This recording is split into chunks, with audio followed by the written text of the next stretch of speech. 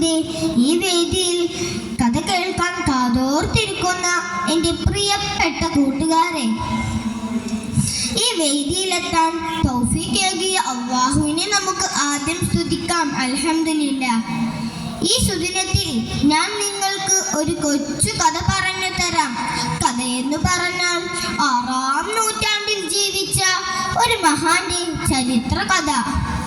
അങ്ങ് കഅബ ശരീഫിന്റെ പരിസരം, അവിടെ ഒരു പ്രഭാഷണം നടക്കുകയാണ്.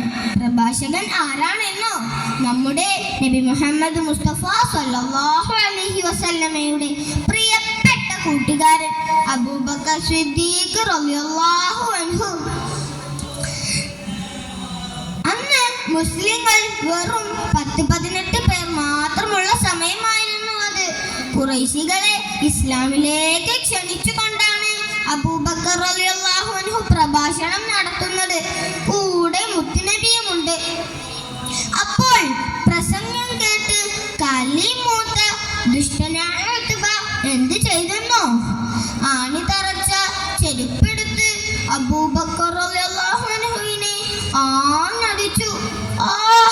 അബൂബക്കർ റളിയല്ലാഹു അൻഹു ബോധം കെട്ട് വീണു. എല്ലാവരും ഓടിക്കൂടി.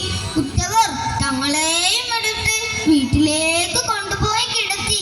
അവിടുത്തെ ഉമ്മയും ഉപ്പയും ഒക്കെ വിളിച്ചു നോക്കി. വിളി കേൾക്കുന്നേയില്ല. വൈകുന്നേരമായപ്പോൾ പതിയെ ബോധം തെളിഞ്ഞു വരുന്നു. എല്ലാവർക്കും ആശ്വാസമായി. ഉമ്മ വെള്ളപ്പാത്രവും പിടിച്ച് അരികെ തന്നെ നിൽപ്പുണ്ട്. മെല്ലെ കണ്ണു തുറന്ന അബൂബക്കർ റളിയല്ലാഹു അൻഹു ചോദിക്കുകയാണ്, എന്റെ ഹബീബ് എവിടെ? എന്റെ ഹബീബിന് എന്ത് പറ്റി?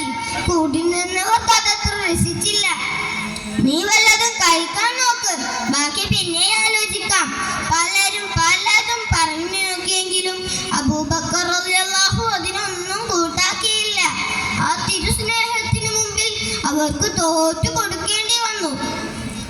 അവസാനം മുത്തുനബി സല്ലല്ലാഹു അലൈഹി വസല്ലം ദാറുൽ അർഖമിൽ സുരക്ഷിതനായി ഉണ്ടെന്ന് കണ്ട ശേഷം മാത്രമാണ് അബൂബക്കർ റളിയല്ലാഹു അൻഹു ഒരു തുള്ളി വെള്ളം പോലും കുടിച്ചത്.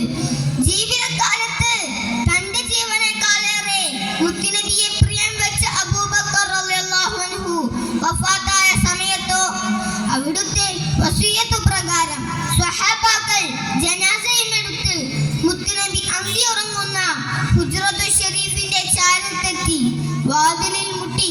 അത്ഭുതം! വാതിൽ മലർക്കെ തുറന്നു.